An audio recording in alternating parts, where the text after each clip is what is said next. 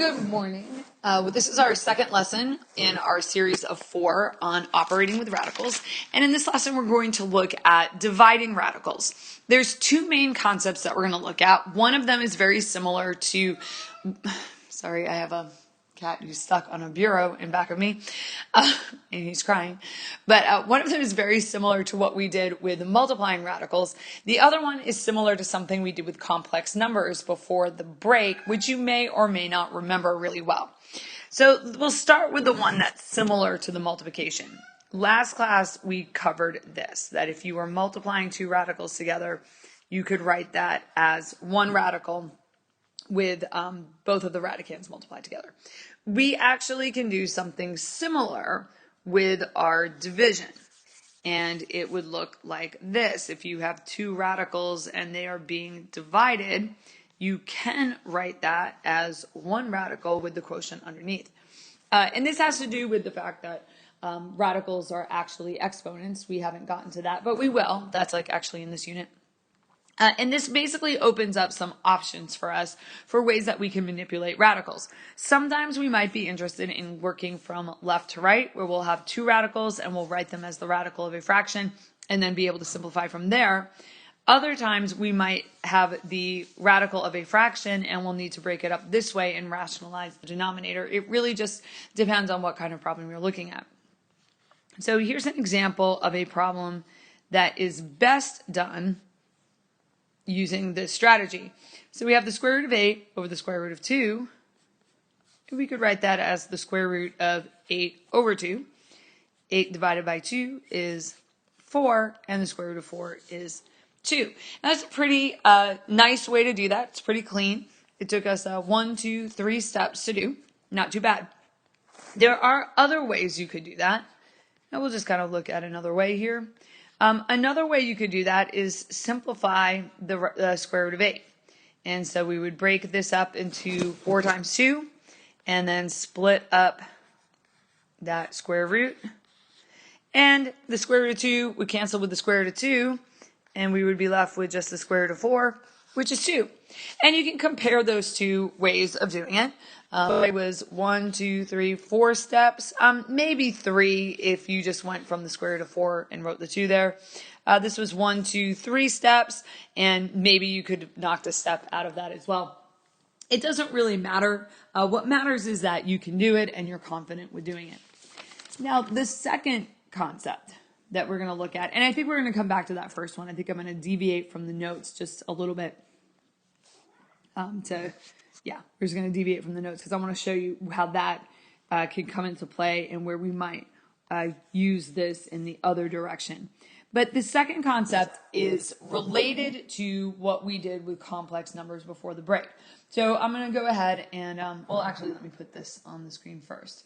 So when we're dividing radicals, we may also need to rationalize the denominator. And this is actually the second attempt that I've made at this particular lesson because I started to get into why we're not allowed to have radicals in the denominator. And I know I might have mentioned why. I talk about it in my dual enrollment class, why it's a rule. There's a reason for it. It's not just to make your life difficult. There actually is a reason why we don't want radicals in the denominator, but we're not allowed to. We'll just kind of leave it at that. And so if you have a radical in a denominator, you need to get rid of it. Now, we did this with complex numbers. And so I am going to, on the next slide, actually put one of the problems from complex numbers up on the screen, and then we'll talk about it together. All right, so let's kind of talk our way through this. It took me a couple tries to get this onto the screen so that it fit. So when we're looking at this, we want to remember that I is equal to the square root of -1. It's what happens when you try to find a number that times itself will give you negative. There's no real number that does that. And the original problem here was 3 over 2 plus 3i. And because the I is a square root, you can't have the I in the denominator. So what we discovered with our complex numbers was if we multiplied a complex number by its conjugate, we could get rid of that I. And so the conjugate of 2 plus 3i is 2 minus 3i.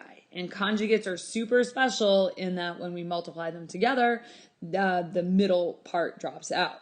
But we also have to multiply by the number 1. And so if I'm going to multiply the bottom by 2 minus 3i, I have to multiply the top by 2 minus 3i, because anything divided by itself is 1. If you're like watching the screen, I'm making 1 there. And so the new fraction is going to have the same value as the old fraction. So I put the parentheses in red in there just to group off our complex numbers. And then we would distribute. 3 times 2 is 6. 3 times negative 3i is negative 9i. On the bottom, 2 times 2 is 4. 2 times negative 3i is negative 6i. 3i times 2 is 6i. And 3i times negative 3i is negative 9i squared. Negative 6i plus 6i cancel each other out. That's what we knew was going to happen because they were conjugates. And I squared is equal to negative 1. And so here we replace the I squared with a negative 1. Negative 9 times negative 1 is positive 9, and 4 plus 9 is 13. And you can leave your answer like that, or if you're asked to put it in A plus BI form, you would just separate out the two fractions. So right there, that was an embedded review of complex numbers. Just kind of getting in that review so that it brings it back to your mind. It's been about a month and a half, about like 6 weeks since we did that. Now, that process is known as rationalizing the denominator. It gets the I out of the denominator so that you no longer have an I. And this fraction here is the same value as this fraction over here. So we actually need to do the same process for radicals. So here's our division problem. You're wondering, like, where was she going with all of that? We have 3 plus the square root of 5 over 2 minus the square root of 2. These are these binomial radical expressions. All right. Now, we're not allowed to have the square root of 2 in the denominator. Okay? We're not allowed to have that. That violates the rules of math. So we have a way to get rid of it. And that way is to multiply by the conjugate. And, way back at the beginning of the year, I kept saying conjugates are really important. We factor the difference of squares, we get conjugates and so forth. So the conjugate of 2 minus root 2 would be 2 plus root 2. And I have to multiply this fraction by 1, so I have to multiply the numerator by the same thing.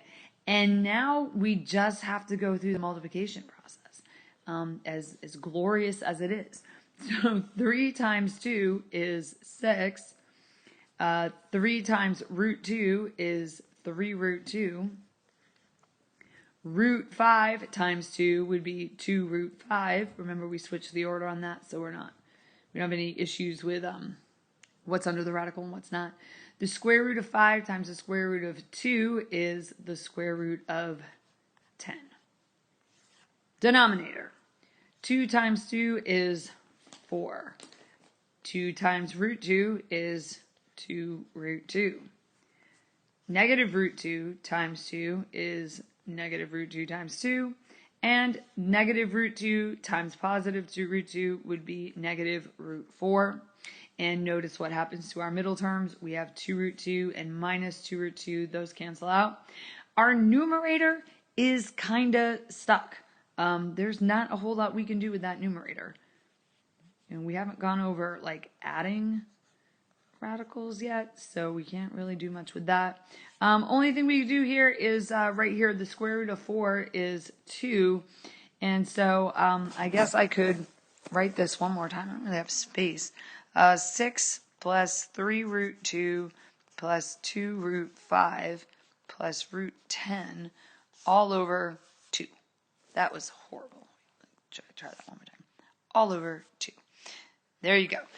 So that's a very tedious kind of process, but It is how you would divide your radical numbers, and you should be able to carry that process out. You don't have to like it, but you should be able to do it.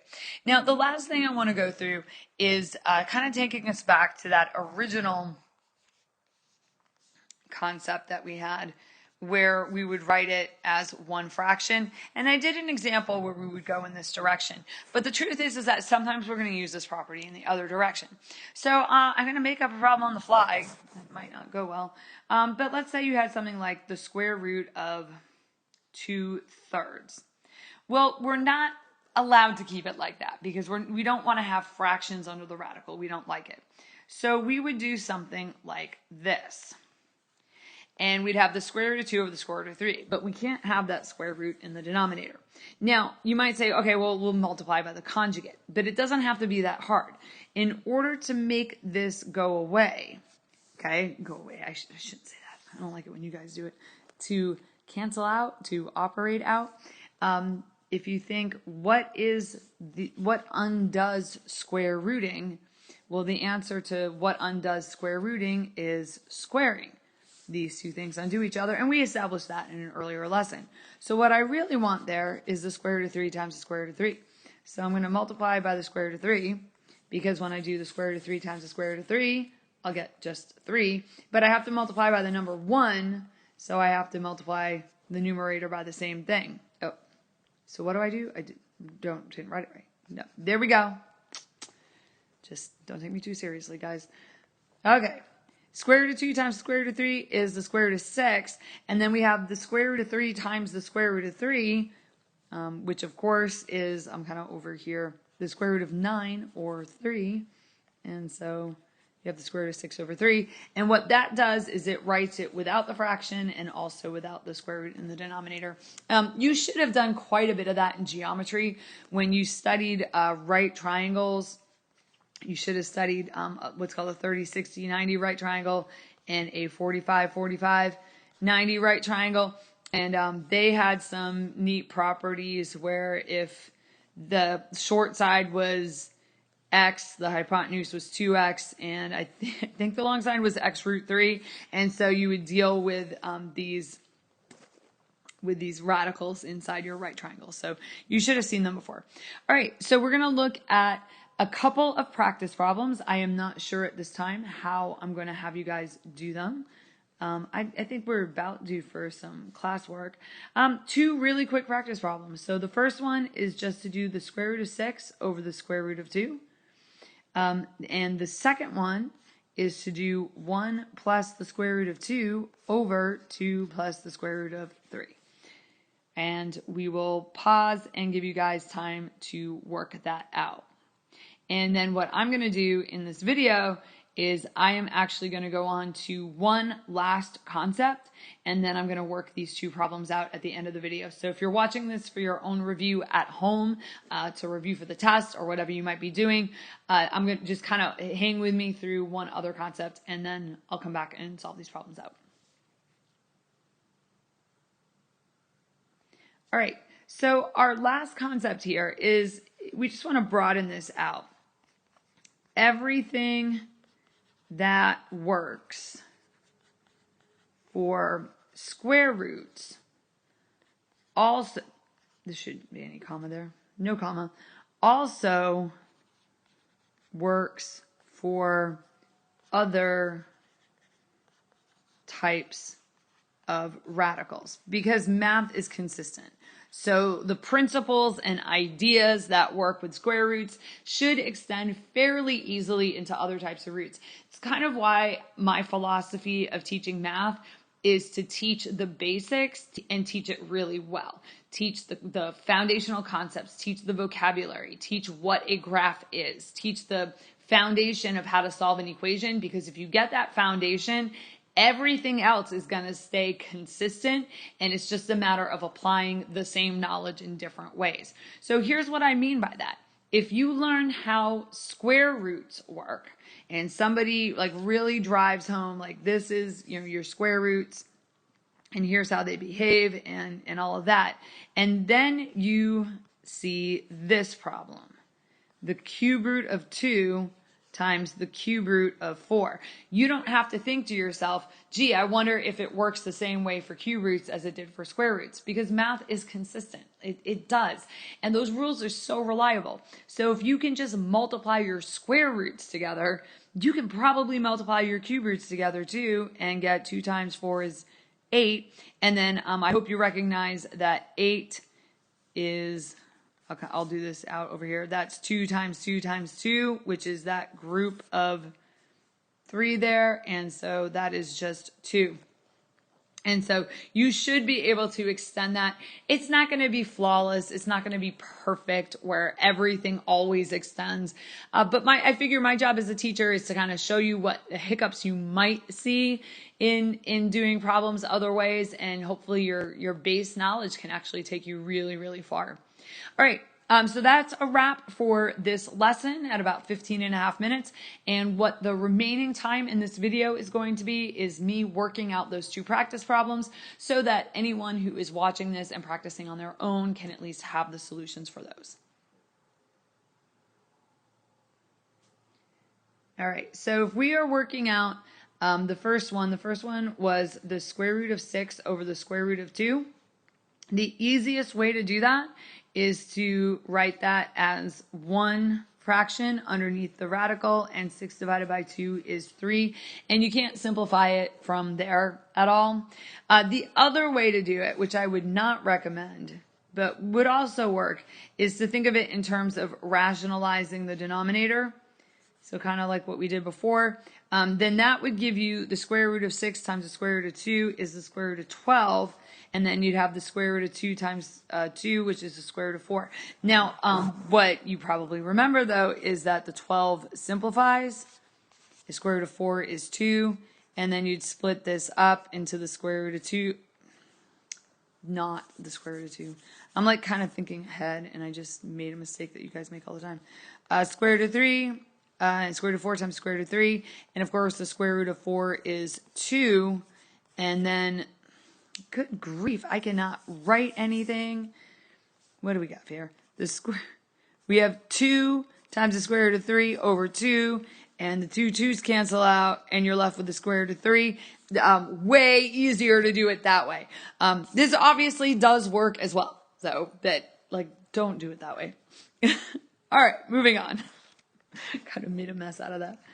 It's actually really late, and I'm doing this after a very long day of work plus some. So, all right. So this is one of the division problems where we do have to engage the conjugate. The conjugate of 2 plus root 3 is going to be 2 minus root 3. And you have to multiply top and bottom by the same thing. And then I just put the parentheses here. You don't really need the parentheses there because they're grouped by nature of the fraction bar and they're separated by the times sign. But for a lot of us, seeing the parentheses there just helps visually.